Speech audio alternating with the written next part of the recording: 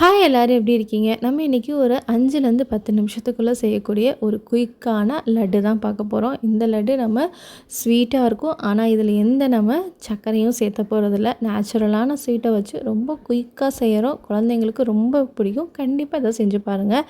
இப்போ இந்த அவல் லட்டு செய்கிறதுக்கு ஒரு மிக்ஸி ஜார் எடுத்துகிட்டு 1 கப் அளவு நல்லா மெல்லிசான லேசான அவல் எடுத்துக்கலாம். இப்போ இதோட அதே கப்பில் 3/4 கப் அளவு பொட்டுக்கடலை எடுத்து இப்போ அதோட 2 ஏலக்காய் சேர்த்துக்கோங்க. நான் வந்து ஏலக்காய் பவுடர் அரைச்சி வச்சுருந்தேன், அதனால் அதில் ஒரு 1/4 டீஸ்பூன் சேர்த்துக்கிட்டேன். இப்போ இது எல்லாத்தையும் நல்லா அரைச்சி எடுத்துகிட்டு வந்தாச்சு. பாருங்கள், இந்த மாதிரி நம்ம தொட்டு பார்த்தோன்னா கையில் நம்ம வெள்ளை ரவை இருக்குல்ல, அந்த ரவை மாதிரி இருக்கும். இப்போ இதோட நம்ம ஸ்வீட்னஸ்க்காக பேரிச்சம்பழம் சேர்த்த போகிறோம். நான் வந்து ஒரு 10 12 பேரிச்சம்பழம் இந்த அளவுக்கு நான் சேர்த்துருக்கேன். இப்போ இந்த பேரிச்சம்பழம் பார்த்திங்கன்னா கொஞ்சம் இனிப்பு கரெக்டாக இருக்கும். அதாவது நார்மல் இனிப்பு சாப்பிடுவாங்கள்ல, அந்த அளவுக்கு கரெக்டாக இருக்கும். இப்போ சப்போஸ் உங்கள் குழந்தைங்க இனிப்பு அதிகமாக சாப்பிடுவாங்க அப்படின்னா இன்னும் ஒரு 2-3 பேரிச்சம்பழம் வேணால் எக்ஸ்ட்ரா சேர்த்துக்கோங்க. நிறைய பேரிச்சம்பழம் அதிகமாக சேர்த்துட்டிங்கன்னா உங்களுக்கு உருண்டை பிடிக்கும்போது கொஞ்சம் ரொம்ப கொலன்னு இல்லை கையில் பிசு பிசுன்னு ஒட்டுற மாதிரி வரும். அதனால் பேரிச்சம்பழம் ஒரு 15 தான் மேக்ஸிமம். இப்போ அதோட டேஸ்ட்டுக்காக 10 பாதாம் 10 முந்திரி நான் சேர்த்துருக்கேன். இப்போ இது எல்லாத்தையும் நல்லா அரைச்சாச்சு. பாருங்கள், நல்ல பவுடர் மாதிரி இருக்குது. இப்போ பார்க்குறதுக்கு பவுடர் மாதிரி இருக்கும், ஆனால் நம்ம கையில் இப்படி இறுக்கி பிடிச்சோன்னா நல்லா உருண்டை பிடிக்க வரும். இதுதான் கரெக்டான பதம். சப்போஸ் உங்களுக்கு நிறையா ஸ்வீட் வேணும், இன்னும் கொஞ்சம் வேணும் அப்படின்னா கொஞ்சம் வேண்டாம் நாட்டு சக்கரை போட்டு இதோட அரைச்சிட்டு அதுக்கப்புறமா கொட்டிக்கோங்க. ரொம்ப அதிகமாக பேரிச்சம்பழம் மட்டும் சேர்த்த வேண்டாம்.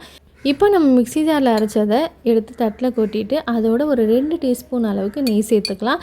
நெய் வந்து நல்ல ஒரு ஃப்ளேவரையும் நல்ல வாசத்தையும் கொடுக்கும், நல்ல ஒரு டேஸ்ட்டையும் கொடுக்கும். குழந்தைங்க கண்டிப்பாக விரும்பி சாப்பிடுவாங்க. உங்களுக்கு நெய் வேணாம் அப்படின்னா இந்த நெய்யை மட்டும் நீங்கள் ஸ்கிப் பண்ணிக்கோங்க. இப்போ நெய் ஊற்றுனதுக்கப்புறம் எல்லா இடத்துலையும் பரவுற மாதிரி நல்லா எல்லாத்தையும் ஒன்றா நல்லா பிசைஞ்சுக்கோங்க.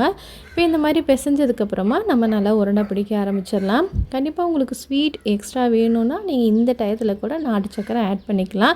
கண்டிப்பாக நம்ம இதில் யூஸ் பண்ணுற அவல் வந்து லேசான அவலாக இருக்கணும். ஏன்னா 2 டைப் ஆஃப் அவல் கிடைக்கிது. ஒன்று வந்து திக்காக இருக்கும், இன்னொன்று பார்த்திங்கன்னா லேசானதாக இருக்கும். லேசானதாக வந்து நம்ம இந்த மாதிரி பச்சையாக அரைச்சி சாப்பிட்றதுக்கு வயிறுக்கு எந்த பிரச்சனையும் கொடுக்காது. சப்போஸ் உங்களுக்கு திக்கான ரவையாக இருந்தது அப்படின்னா கொஞ்சமாக லைட்டாக வறுத்துட்டு அதுக்கப்புறமா இந்த மாதிரி அரைச்சும் சேர்த்துக்கோங்க. அப்போ டேஸ்ட்டு நல்லாயிருக்கும்.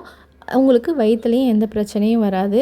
இப்போ சப்போஸ் உங்களுக்கு வயிறு பிரச்சனை ஃபஸ்ட்டே ஏதாவது இருந்தது, இல்லை எனக்கு ஏதாவது சாப்பிட்டாவே வயிறு கம்முன்னு இருக்கும் அப்படின்னு இருக்கிறவங்க இந்த மாதிரி லேசான ரவையவே கூட கொஞ்சம் வறுத்துட்டு அதுக்கப்புறமா சேர்த்துக்கோங்க. இப்போ எல்லாத்தையும் நல்லா உருண்டை பிடிச்சாச்சு. பாருங்கள், சூப்பராக செம்மையாக உருண்டை ரெடி ஆகிடுச்சு. பார்க்குறதுக்கும் சூப்பராக இருக்கும். நம்மளுக்கு சாப்பிட்றப்போ கண்டிப்பாக நம்ம ரவா லட்டு சாப்பிட்றோம்ல, அதே ஃபீலிங் இருக்கும். கண்டிப்பாக இதை ட்ரை பண்ணி பாருங்கள்.